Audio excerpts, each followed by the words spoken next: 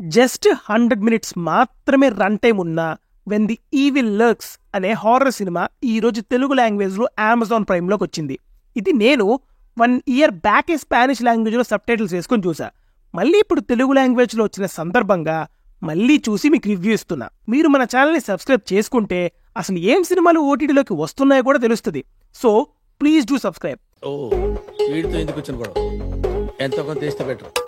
Pedro and Jimmy ఇద్దరు brothers. ఒకరోజు వాళ్ళకి గన్ ఫైరింగ్ సౌండ్స్ వినిపిస్తాయి.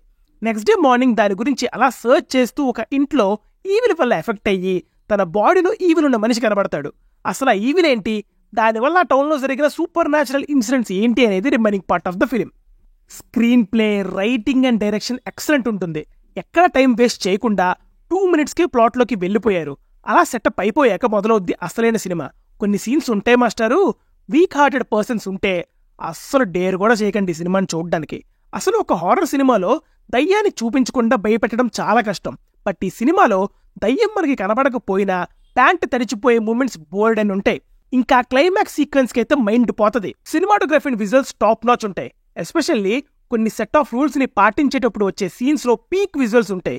బీజిఎం కూడా మనల్ని టెన్స్ ఫీల్ అయ్యేలాగా ఒక డిఫరెంట్ వరల్డ్ లో ఉన్నట్టు చేస్తుంది. బట్ ప్రాబ్లం ఏంటంటే ఎమోషన్ కరెక్ట్ మిస్ అయింది. దానివల్ల 1-2 సీన్స్ లో ఇంపాక్ట్ అనేది తగ్గింది అండ్ అక్కడక్కడ కొంచెం స్లో అయినట్టు అనిపిస్తుంది. ఓవరాల్ గా చెప్పేది ఏంటంటే ఈరోజు ఎలానో హాలిడే కాబట్టి నైట్కి సెట్ చేసేయండి. Definitely you can stream it. మళ్ళీ చెప్తున్నా, వీక్ హార్టెడ్ పర్సన్స్ ఉంటే అసలు డేర్ కూడా చేయకండి. సినిమా చూసి వచ్చి ఎలా ఉందో కామెంట్స్లో చెప్పండి. వెళ్ళే ముందు లైక్ చేయండి. Signing off T movies for you. Bye.